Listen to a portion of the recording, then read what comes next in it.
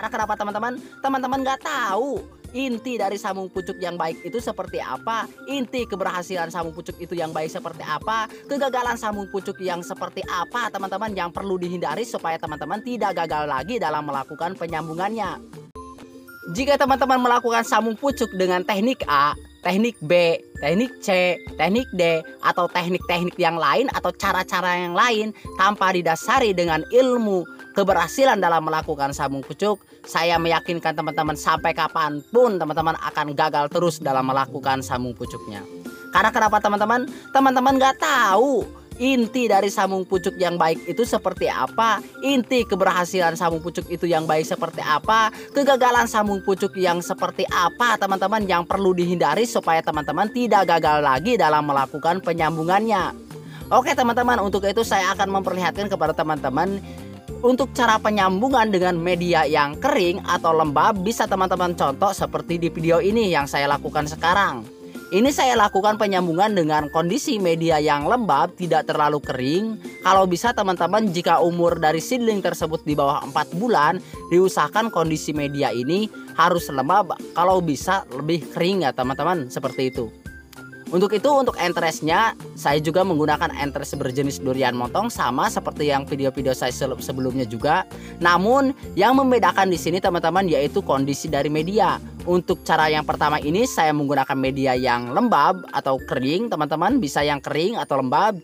Jangan sampai teman-teman melakukan penyambungan yang basah.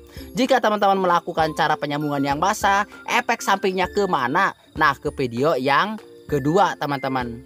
Jadi contoh video ini atau cara tutorial ini bisa teman-teman simpulkan seperti apa supaya teman-teman tidak gagal kembali dalam melakukan penyambungannya atau sambung pucuk untuk tanaman durian. Untuk sungkup yang saya gunakan ini teman-teman lebih bagus menggunakan sungkup greenhouse. Kalau tidak ada greenhouse bisa menggunakan sungkup ethylene seperti ini. Namun untuk bawahnya teman-teman tidak harus dilakukan pengikatan. Contoh aja seperti video yang saya ini. Saya tidak melakukan pengikatan untuk sungkup yang kecil seperti ini teman-teman. Namun sungkupnya jika terlalu besar atau gede bisa teman-teman ikat di bagian bawahnya. Oke teman-teman, untuk hasilnya seperti apa? Nah teman-teman bisa teman-teman lihat juga. Kalau saya melakukan sambung pucuknya menggunakan media yang lembab atau kering, maka kondisinya seperti ini teman-teman. Jadi penyambungannya itu akan berhasil seperti ini teman-teman jika kita melakukan penyambungannya menggunakan media yang kering. Jadi teman-teman, sebelum teman-teman melakukan sambung pucuk atau seminggu sebelum melakukan sambung pucuk, pertama-tama teman-teman lakukan penyiraman terlebih dahulu. Diamkan sekitar 1 minggu, jangan dilakukan penyiraman atau tempatkan aja di tempat yang kering. Dan setelah 1 minggu tersebut teman-teman lakukan penyambungan. Dan setelah teman-teman melakukan penyambungan tersebut, setelah 1 minggu tersebut, jangan juga dilakukan penyiraman. Atau kalau dihitung-hitung teman-teman tidak terkena guyuran air hujan atau tidak disiram itu sekitar 14 atau setengah bulan teman-teman. Itu diperingat ya sama teman-teman supaya tidak gagal melakukan penyambungannya. Ini adalah contoh dari tanaman durian yang saya lakukan penyambungan menggunakan media yang lembab. Untuk itu saya akan kasih contoh untuk media yang basah teman-teman. Nah sebelum itu teman-teman saya akan buka talinya seperti apa kondisinya teman-teman seperti ini ya. Teman-teman sudah bisa menyimpulkan penyambungannya itu seperti apa, penempelannya itu seperti apa untuk bibit yang dilakukan penyambungan menggunakan media yang lembab atau yang kering. Ini sekitar 20 hari ke atas teman-teman. Oke, untuk itu saya akan kasih contoh jika teman-teman melakukan penyambungan menggunakan media yang basah seperti ini. Bisa dilihat kondisi dari media ini teman-teman, ini baru terkena guyuran air hujan atau kondisi dari media ini benar-benar basah ya, seperti itu teman-teman. Untuk itu saya akan lakukan penyambungan aja teman-teman, karena ini membuktikan kepada teman-teman jika teman-teman melakukan penyambungannya menggunakan media yang basah, otomatis efek sampingnya ke seedling itu seperti apa. Ini perlu dipelajari dan dipahami. Ada beberapa orang atau beberapa teman kita teman-teman yang berkomentar ya di Facebook, khususnya Facebooknya Ayunta Carita. Jadi dia melakukan penyambungan itu kondisi dari medianya ini dihujankan teman-teman. Jadi kondisi media tersebut ini atau bibit tersebut itu dihujankan ketika waktu sore hari teman-teman. Jadi terguyur air hujannya itu ketika pas waktu sore hari. Jika siang hari dia tidak terkena air hujan. Namun ketika dia melakukan penyambungan atau sambung pucuk sekitar 50 batang, yang berhasil itu 39 dan yang gagal itu 11 ya teman-teman.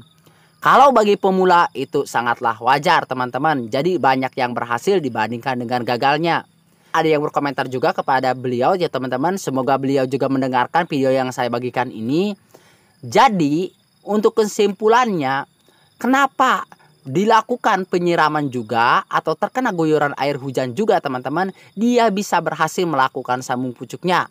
Berarti tutorial saya selama ini melakukan sambung pucuk menggunakan media yang kering itu ternyata salah ya teman-teman, seperti itu. Kalau jawabannya seperti itu.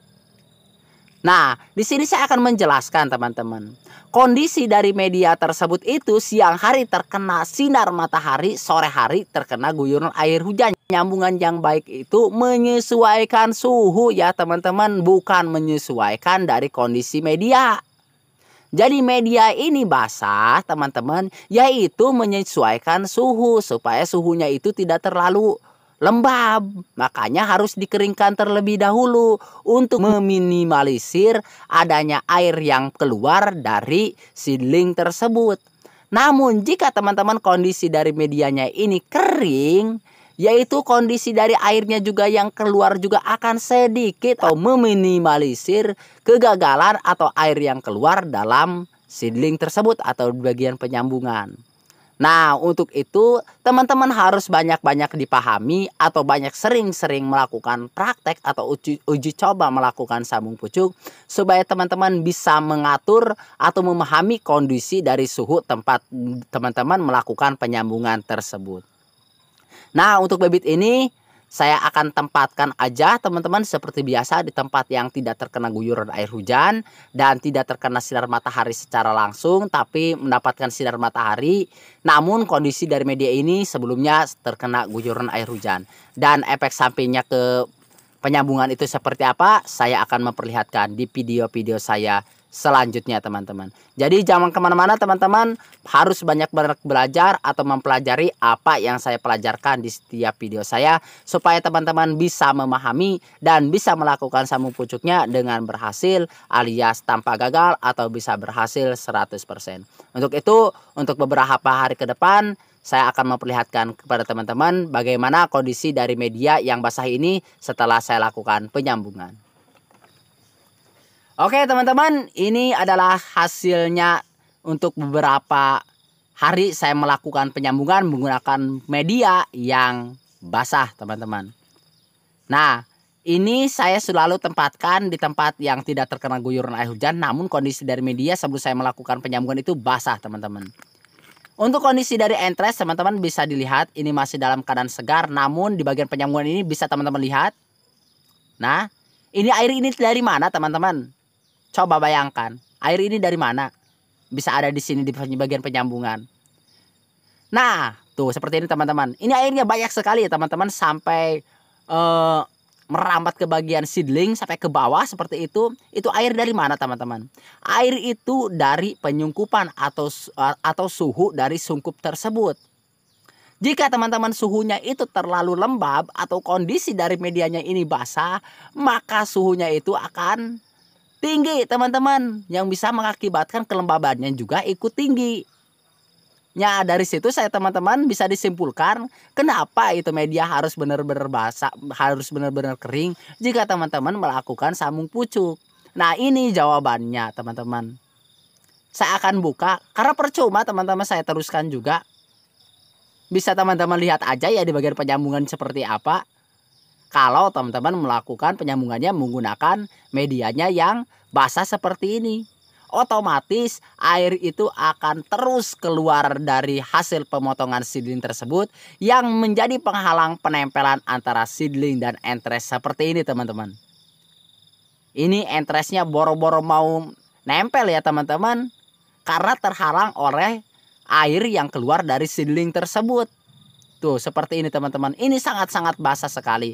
Namun kondisi entres ini masih dalam keadaan segar teman-teman. Untuk yang bibit durian ini saya lakukan penyambungan ini sekitar 1 minggu. Karena dari kondisi yang seperti ini teman-teman, ini tidak memungkinkan bibit tersebut ini bisa berhasil saya lakukan penyambungan. Untuk itu karena saya tidak mau dimubazirkan ya teman-teman, saya akan manfaatkan kembali untuk untuk entres ini, untuk saya lakukan tempel sisip supaya entresnya ini bisa hidup dengan normal. Nah ini juga ada teman-teman yang suka berkomentar di kolom komentarnya saya ya di YouTube. Jadi bolehkah kita mengambil entres atau melakukan sambung pucuknya, mengambil entres dari jarak jauh ya teman-teman? Ini bisa jadi ilmu buat teman-teman. Nah ini juga sudah saya lakukan penyambungan untuk entres ini 1 minggu tidak menempel teman-teman, belum menempel ke seedling. Saya akan tempelkan kembali ke batang durian yang lain. Berarti 1 minggu teman-teman di dalam sungkup tersebut, entres tersebut ini tidak layu atau tidak mati. Nah ini teman-teman bisa teman-teman peragakan atau praktekan jika teman-teman mengambil entres dari luar daerah atau dari jarak jauh. Teman-teman lakukan penyungkupan aja atau simpan di tempat yang benar-benar rapi. Yaitu dengan cara melakukan pembungkusan atau dibungkus dengan styrofoam dimasukkan. Atau sebelum teman-teman memasukkan ke styrofoam, teman-teman masukkan ke plastik dulu. Setelah itu dimasukkan ke styrofoam. Dan setelah beberapa hari teman-teman jika sudah nyampe ke tempat teman-teman langsung lakukan sambung pucuk ataupun okulasi. Nah karena ini saya akan manfaatkan kembali untuk entres tersebut. Saya akan lakukan tempel sisip dan hasilnya seperti apa teman-teman. Setelah 1 minggu gagal atau setelah 1 minggu di dalam sungkup, saya akan lakukan penyungkupan dan hasilnya seperti apa teman-teman. Oke, untuk cara tempel sisip ini saya udah sering pelajari ya teman-teman, atau sering ajarkan kepada teman-teman cara penyambungan menggunakan cara tempel sisip seperti ini. Banyak video-videonya yang sudah saya peragakan dan saya ajarkan kepada teman-teman bagaimana teknik terbaik dalam melakukan sambung pucuk menggunakan cara tempel sisip atau cara okulasi ini. Oke, seperti ini teman-teman, cara-caranya itu sangat-sangat mudah sekali. Tingkat keberhasilannya juga sangat tinggi dibandingkan dengan sambung pucuk untuk cara okulasi ini teman-teman. Jadi untuk cara pembibitan tanaman durian dengan cara okulasi ini paling nomor wahid ya bagi saya dibandingkan dengan cara sambung pucuk. Oke teman-teman, untuk hasilnya seperti apa untuk tanaman durian yang satu ini yang dipindahkan teman-teman. Dan ini seedling ini saya akan biarkan aja dulu teman-teman. Dan setelah airnya berhenti atau setelah keluar habis teman-teman dari batang seedling ini, saya akan lakukan penyambungan. Kalau seperti ini terus saya tidak berani melakukan penyambungannya karena airnya terus dan keluar teman-teman. Jadi akan saya biarkan aja seperti ini dulu teman-teman. Nah teman-teman, hasilnya seperti ini. Ini adalah entres yang kemarin itu gagal ya teman-teman dilakukan sambung pucuk, dan sekarang teman-teman entresnya itu bisa berhasil seperti ini. Jadi teman-teman setelah ini bisa mengambil beberapa ilmu dari yang saya bagikan ini. Yang pertama teman-teman, sambung pucuk dengan cara media yang kering. Yang kedua teman-teman, sambung pucuk dengan media yang basah.